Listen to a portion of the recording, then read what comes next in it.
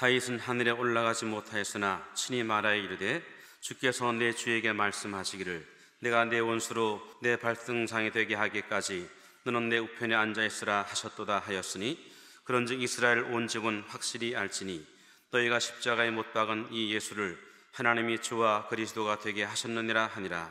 그들이 이 말을 듣고 마음에 찔려 베드로와 다른 사도들에게 물어 이르되 형제들아 우리가 어찌할꼬 하거늘 베드로가 이르되 너희가 회개하여 각각 예수 그리스도의 이름으로 세례를 받고 주의 사함을 받으라. 그리하면 성령의 선물을 받으리니 이 약속은 너희와 너희 자녀와 모든 먼데 사람 곧 주 우리 하나님이 얼마든지 부르시는 자들에게 하신 것이라 하고 또 여러 말로 확증하며 권하여 이르되 너희가 이 패역한 세대에서 구원을 받으라 하니 그 말을 받은 사람들은 세례를 받으매 이날의 신도의 수가 3,000이나 더하더라.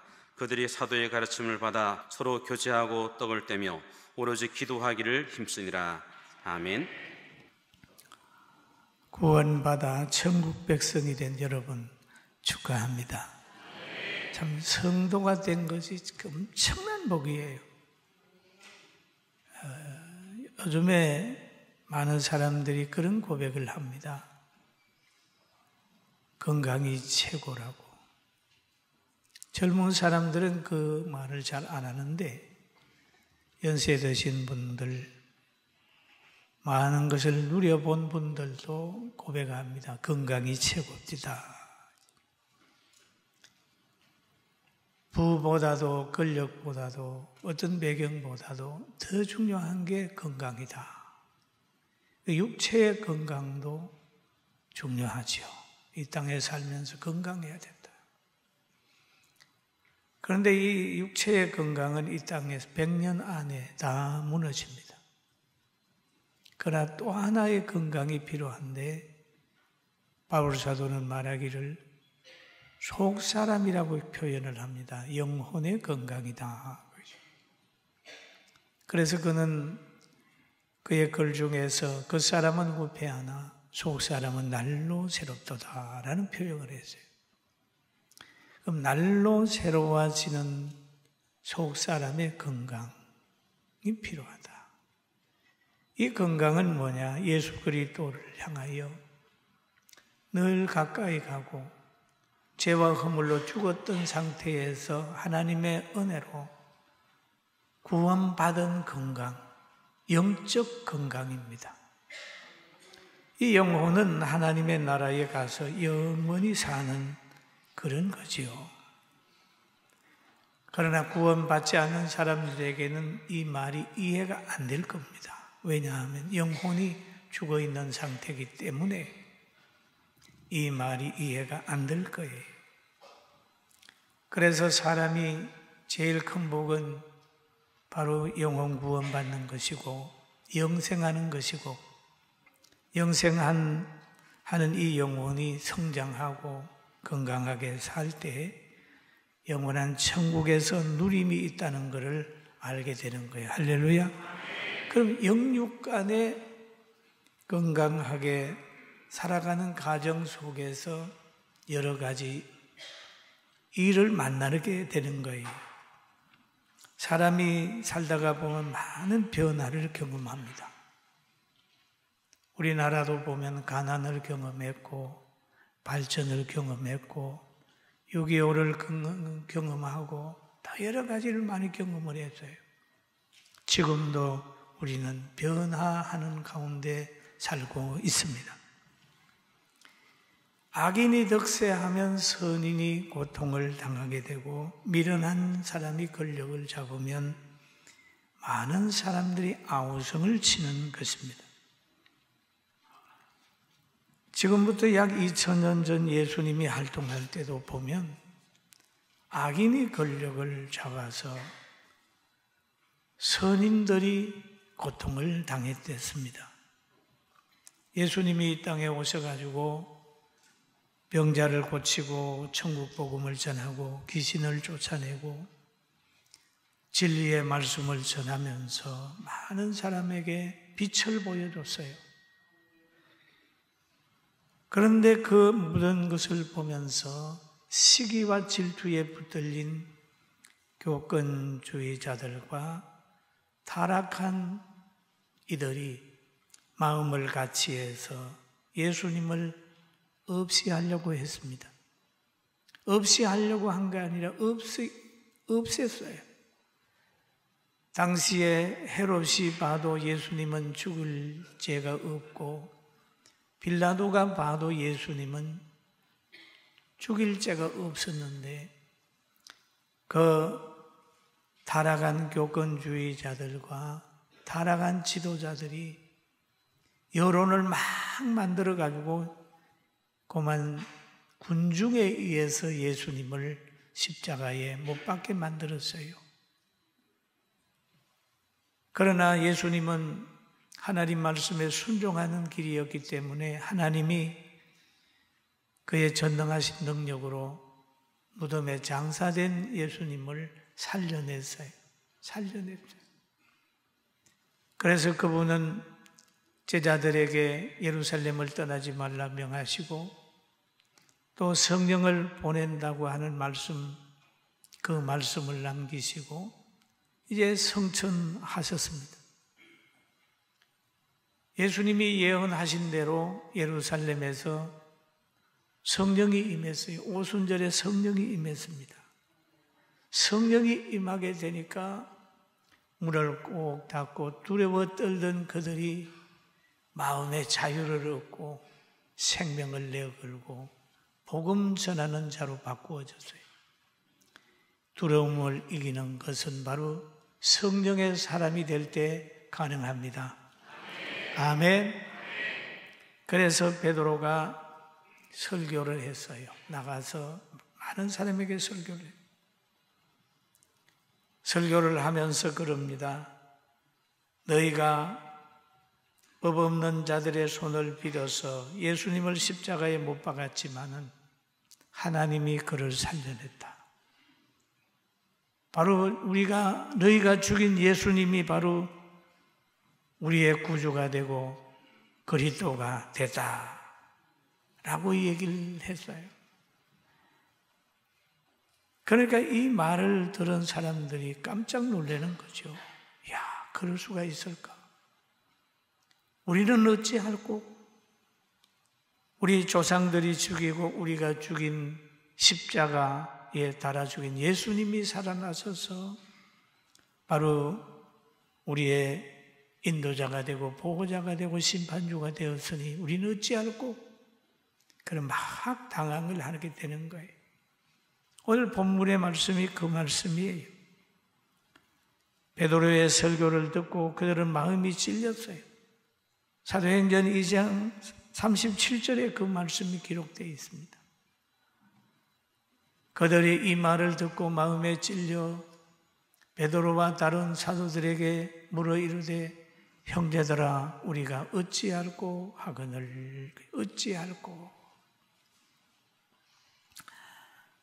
그런데 이 성령을 받아서 말하는 베드로의 말은 능력이 있어가지고 사람의 마음에 꼽혔어요. 마음에 찔림이 있었어요. 성령 받아 전하는 하나님의 말씀은 사람의 마음에 자리 잡습니다. 마귀와 사탄의 정체를 나타내게 하는 거예요. 하나님의 말씀 안에서는 모든 것이 다 발급었습니다. 여러분 설교를 듣다가 보면 저건 나를 위해서 그래. 양심의 가책이 콱콱 찔러질 때에 거기에서 회개하게 되고 눈물을 흘리게 되고 회개 안 하는 사람은 교회를 떠나게 되더라고요. 여러분 책망을 받을 때 그 책망을 받고 자기를 돌아보는 사람은 의로운 길을 가게 되지만은 책망을 싫어하는 사람은 자기를 고치지 못하고 항상 불의한 가운데 머물게 되는 겁니다. 하나님의 말씀은 얼마나 능력이 있냐 하면 히브리서 4장 12절에 그렇게 기록되어 있습니다. 하나님의 말씀은 살아있고 활력이 있어 좌우에 날쌘 어떤 검보다 예리하여 혼과 영과 및 간절과 골수를 찔러 쪼개기까지 하며 또 마음의 생각과 뜻을 판단하시나니 라고 얘기를 하죠. 좌우의 날쌘검이다. 군대에 가면 대검 같은 거는 좌우의 검이죠. 좌우의 날쌘검. 그늘진 곳이 없고 누구라도 그것을 잡을 수 없는 거예요. 좌우의 날쌘검. 그리고 마음과 생각과 뜻을 판단한다 그랬습니다. 여러분, 이런 말씀으로 무장하게 되기를 주님의 이름으로 축원합니다. 이 말씀은 사람을 변화시키고, 이 말씀은 사람을 보호하고, 이 말씀은 사람으로 하여금 바른 판단을 하게 하는 능력이 거기에 있습니다. 그리고 하나님은 자기 사랑하는 사람들에게 이 말씀을 가지고 있는 사람을 보내기도 합니다. 구약에 보면 하나님이 사랑하는 왕이 있었습니다.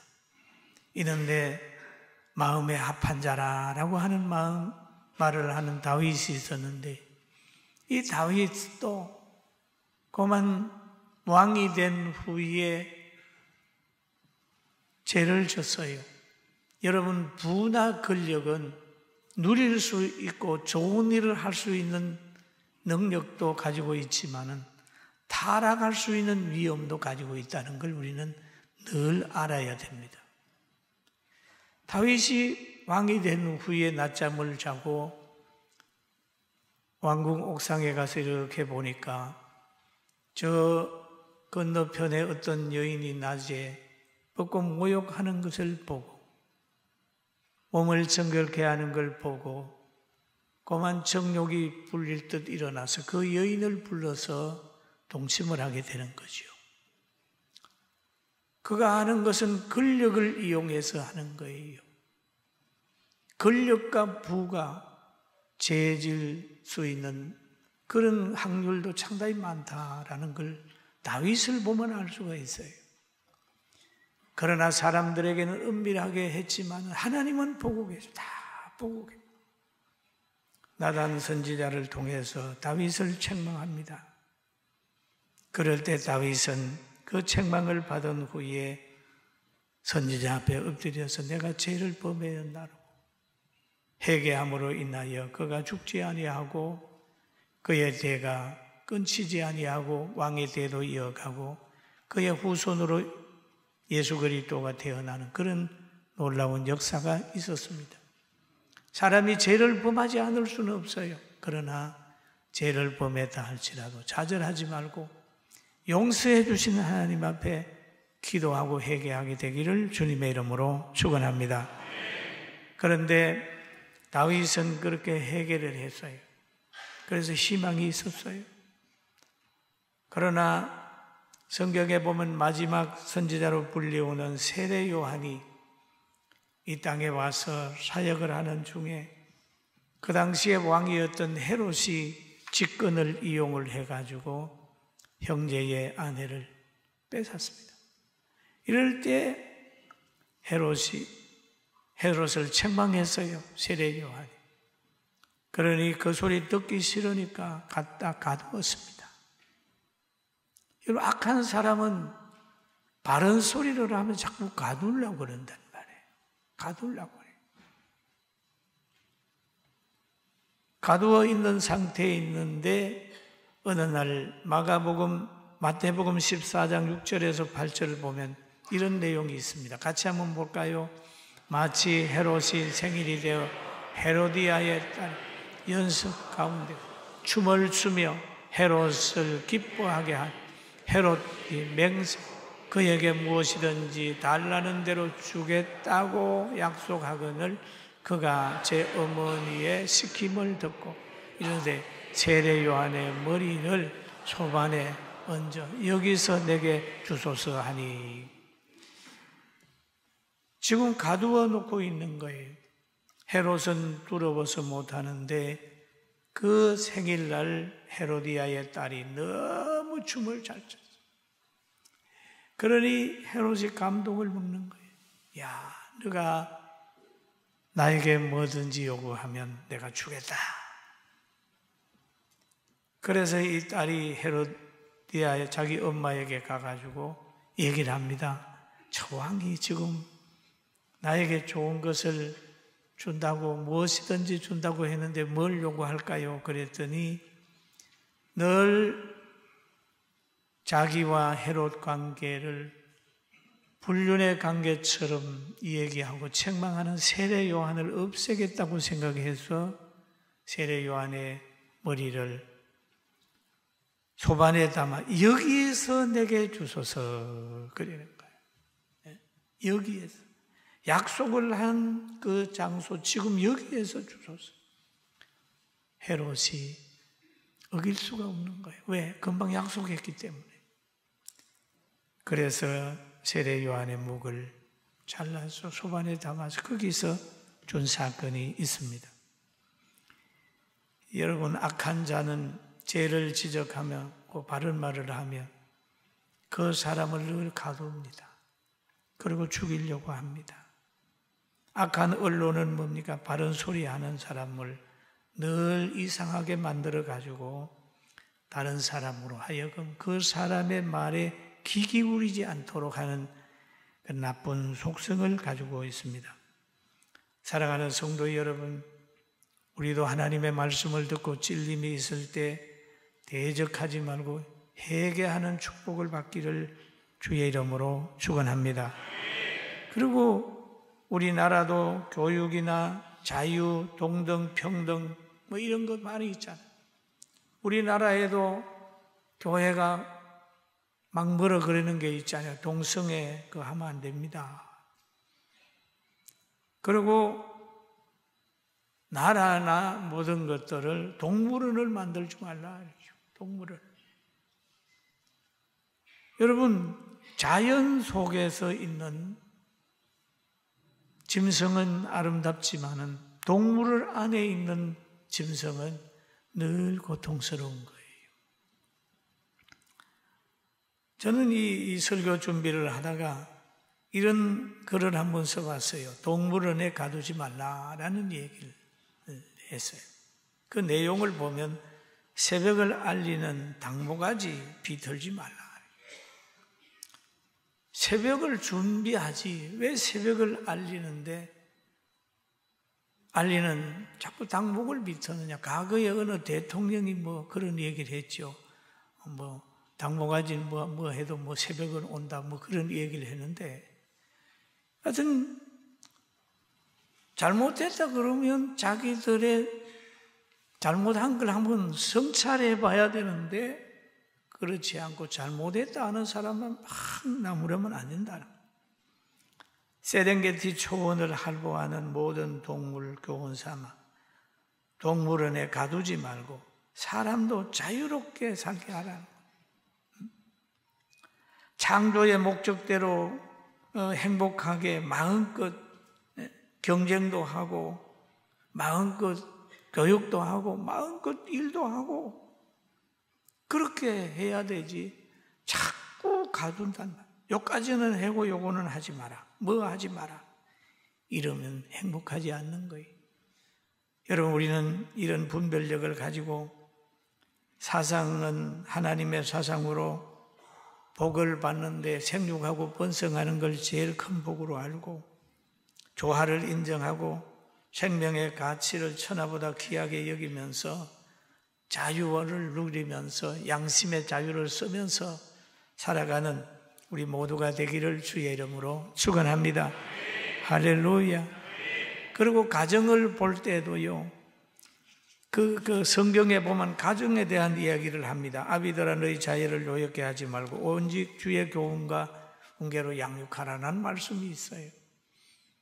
뭐 나라 얘기하기 전에 가정은 하나의 작은 사회잖아요. 하나님이 축복한 곳이잖아요.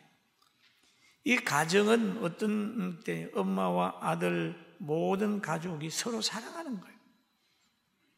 그래서 잠언서에서는 이런 얘기를 합니다. 13장 24절에 보면 같이 한번 봅니다. 매를 아끼는 자는 그 자식을 미워, 자식을 사랑하는 자는 건실히 징계. 사람이 크다가 보면요, 잘못할 때는 그 사랑의 동기에서 부모님의 징계가 필요한데, 이 징계까지도 간섭하기 시작을 했어요. 잠언서 23장 13, 14절에 보면 아이를 훈계하지 아니하려고 하지 말라. 채찍으로 그를 때릴지라도 그가 죽지 아니하리라. 내가 그를 채찍으로 때리면 그의 영혼을 소홀에서 구원하리라. 소홀은 지옥이죠. 지옥에서 구원한다는.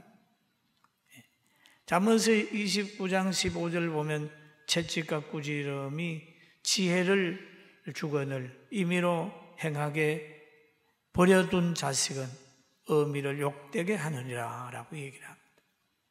여러분, 우리가 가정에서는 책망도 있고 가정에서는 사랑으로 이루어지는 꾸지람도 있어야 되는데, 이 가정의 꾸지람까지 다 없이 해버리면 나중에 가게 되면 상당히 문제가 생길 수 있어요. 여러분, 미움으로 폭행하는 거 절대 안 되죠.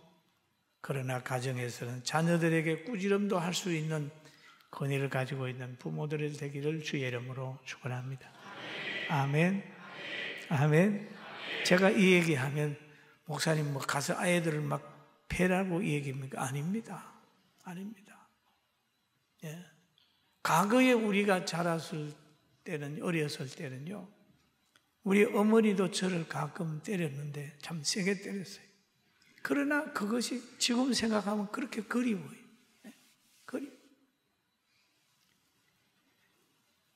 그리고 학교에 가게 되면 선생님이 한문 시간에 책망하고 그래도 히퍼에 자국이 몇 개 나도 지금도 보고 싶은 선생님이 사랑이었어요. 학교에 가게 되면은 칠판 옆에 딱 붙어 있는 건 콩 한 쪼가리라도 나누어 먹어라. 인내는 쓰다 그러나 그의 열매는 달다. 뭐 이런 교훈을 하면서 학교에 가면 무시험 제도가 있잖아요. 선생님들이 없어도 하고, 또 아무도 없는데도 가가지고 물건도 사고, 그런 따뜻한 일들이 많이 우리 어릴 때는 있었잖아요. 가난할 때. 지금은 저는 그런 거 찾아볼 수가 없고, 가정에서도 보면 부부 간에, 고부 간에, 자녀들 간에 서로 자기 중심으로 살다가 보니까 가정의 그 따뜻함이 없어져서, 어떤 분이 그래요. 차라리 교육 제도가 너무 잘못돼서 아이들을 학교 보내니 딴 사람을 만들어서 부모를 공격하는 도구가 되니까 개하고 살고 말지라고 하는 사람도 생겨나더라고요.